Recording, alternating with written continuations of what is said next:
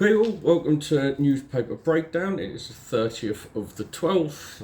We're coming to the end of the year and it is a good thing.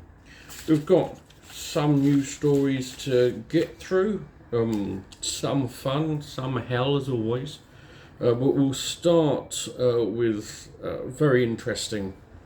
Well, I think these are interesting, but I'm weird that way.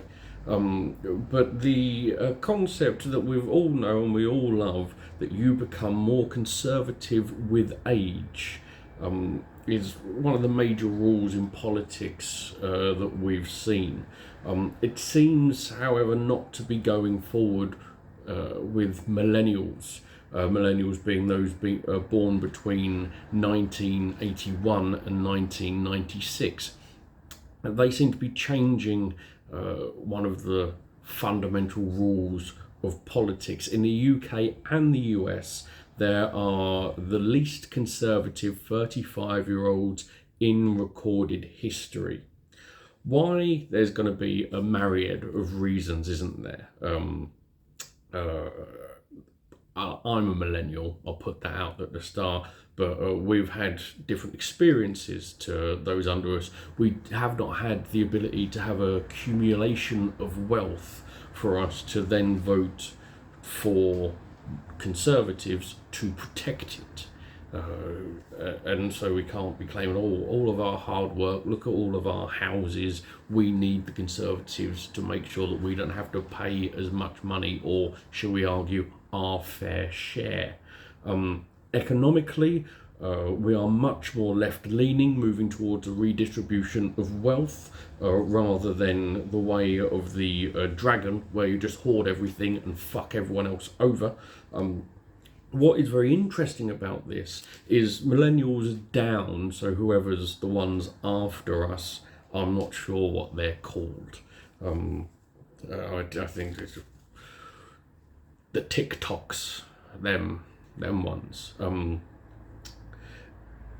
What you'll see in the coming years potentially is the more conservative side, so your Tories and the Republicans in the US, are going to be having fewer votes because the people who would normally vote for them are dying and they're not being replenished by the idiom that the more you age, the more conservative you become. And so Tories and Republicans may have to, in the future, if they want to get more votes, actually not be piles of shit. So that should be fun. Actually come up with a few ideas. Be interesting to see how it's going. It could mean that you'll see, like the Republicans at the moment over in the US, not so much here with the Tories, but certainly with the Republicans, what you're seeing is a move towards more extremism, which in the end will make them just an offshoot. They won't be an actual political party, because the majority of the centre ground, that as they age, will not vote for nutty bastards. They do want the centre. That is what the majority of people want, rightly or wrongly. You've also got the UK house prices fall for the fourth consecutive month in December. This is the longest contraction since the 2008 financial crash, with rising interest rates deterring prospective buyers. Also, of course, a lot of people don't have any money. The average house prices are now at £262,068, which is 2.5% lower than the August peak of £272,751. Good.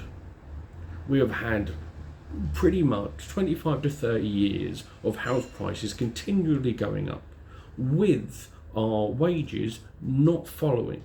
Which is why you've always got people, why don't you just stop buying coffee or like breathing, and then you'll be able to buy a house. And we all know it's horseshit, we all know it's bollocks. The reason that we can't afford anything is because house prices have flown up, because one, we haven't built enough, which has been consecutive government issues, and also we don't earn enough.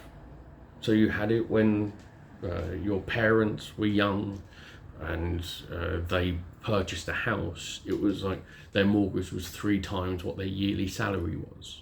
And when your grandparents purchased a house, it was like for a couple of turnips and directions. Whereas if we have to buy a house, we have to stop doing everything, absolutely everything. We have to sit there and meditate and hope to God that all of your parents die at once, and grandparents all die at the same time, and all of their wills say you get the money, and potentially one of them is a fucking pirate, so you can follow it to some pissing treasure. I'm not sure where that was. This isn't really a news story, but it is indicative of the end of days. The release of a sports drink sold by a company set up by 2 YouTubers. I'm unwilling to say they created it, because they fucking didn't create it. Sparked chaotic scenes in supermarkets. You may have seen the videos in Aldi. They were selling it for $1.99 a bottle, and everyone was pushing children over, and they were rushing. And you've got on eBay, the drinks were selling for thousands of pounds each. And this is a story that says the end of days isn't here soon enough. It's just not. It is awful. Truly, truly, what a fucking shit heap of society we truly are. Giving these, there's no plus points there, absolutely no plus points. New analysis shows more than 200,000 children were eligible for free school meals in England. They missed out on getting them as they were not registered. Campaigners have urged ministers to automate the enrolment process using social security records, amid fears that children are going hungry because they cannot or have not signed up. This all makes sense, doesn't it? It makes sense. If you're going to give people free school meals, one of the problems with poverty, and there's many problems with poverty. One of them is that you do not always have access to things like the internet, a computer, a laptop. And there will be many people in this world who go, well, you could do this, you could do this, you could do this. It's not always easy when you're in the position of having no fucking money to come out with fun and inventive ways to solve everything.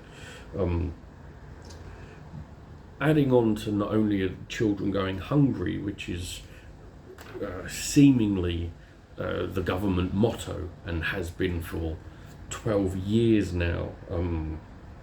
Vote Tory, children.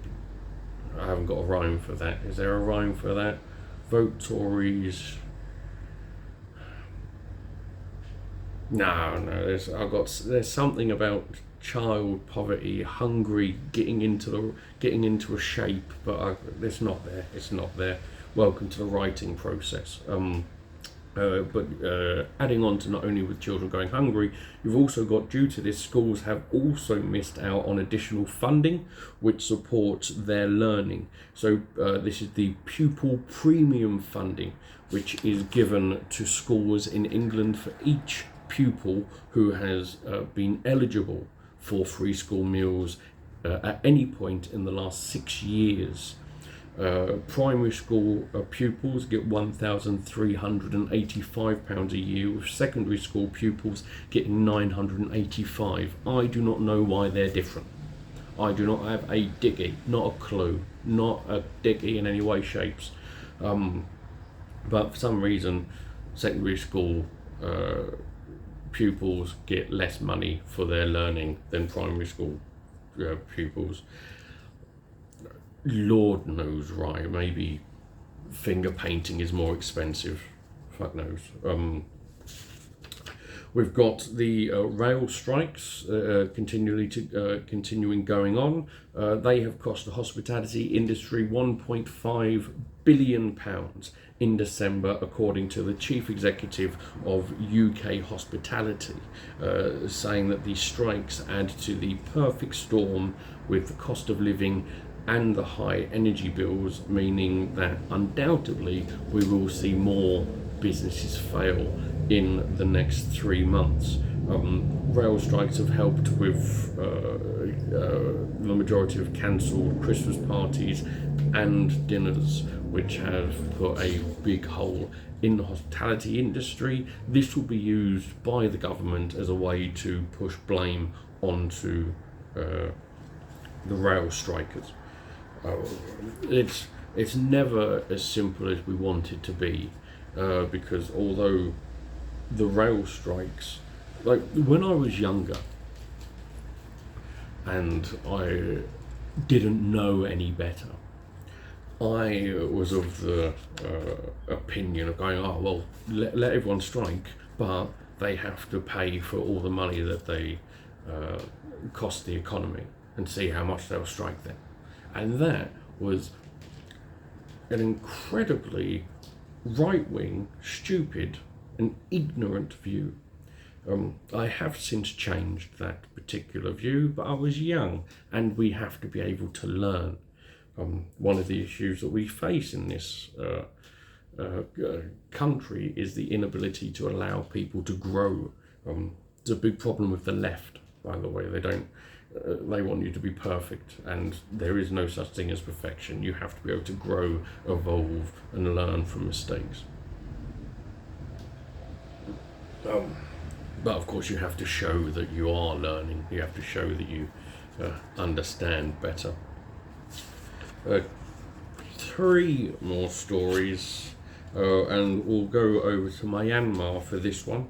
Aung San Suu Kyi, who is the former leader of Myanmar, has been sentenced to an additional 7 years in prison in the last of the closed trials held by a military-controlled court concerning.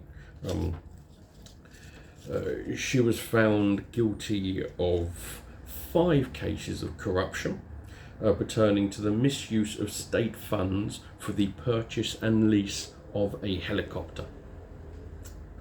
Aung San Suu Kyi, of course, won the Nobel Peace Prize, I believe, in 1992.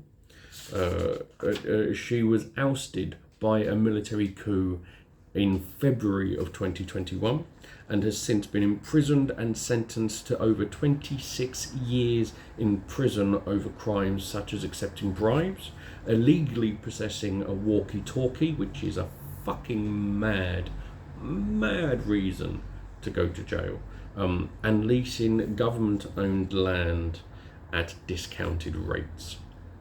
Her legal team has of course said that she's not guilty, and rights groups have claimed that the charges are fabricated as an attempt to keep the 77-year-old democracy figurehead detained and diminish her influence. Now, there is a very good chance that the military, after the military coup, is doing that. It is also important to remember that when Aung San Suu Kyi was the leader of Myanmar, she was complicit in ethnic cleansing and genocide. So let's not all rush straight away to her aid. But it's very interesting, isn't it? Because where's the line at that point? Defend Aung San Suu Kyi over potential mistreatment, fabricated charges, sentencing, being forced to be put into prison for years on stuff that she maybe didn't do, whilst also acknowledging the fact that she is complicit in ethnic cleansing and genocide, for which she probably should be in prison for. There's layers. It's like shredded wheat, layer upon layer. UK charity, the Campaign for Better Transport, has called on the government to introduce a super tax on private jet travel. there's more to this story, but it's no point. There's absolutely no need. We should tax the rich, especially, I mean, it's such a little thing to tax rich people on flying on their fucking private planes. It shouldn't even be thought about. It should be an automatic. Finally, shit stain on humanity and parasitic misogynist cunt Andrew Tate has been detained by Romanian police on human trafficking and rape charges. Always be careful of anyone who talks about the real men. I would go more into this particular story and the different types of men, you know, the alpha and the beta and the sigma now, whatever the fuck that is. But I'm going to be writing a bit on it for stand-up, so that's where my focus will lie. Thank you very much for watching these. I hope they have been something of use for you. Learned something new, potentially heard a different view that you haven't heard. Got to think, which I think is always important. I'll be back on the 2nd of January, probably. 1st of January I will be trying to sleep off a hangover, so I won't do it on the 1st. But thank you very much. I won't, I'll maybe do this once a year, but if you do watch it, potentially put a like and subscribe and share it with people. I won't ask again, except maybe next year, because it's not something I like to say. I don't want to force anyone to do anything that they don't want to do. It's not really my game. But you have to find some ways of getting successful, don't you? Happy New Year.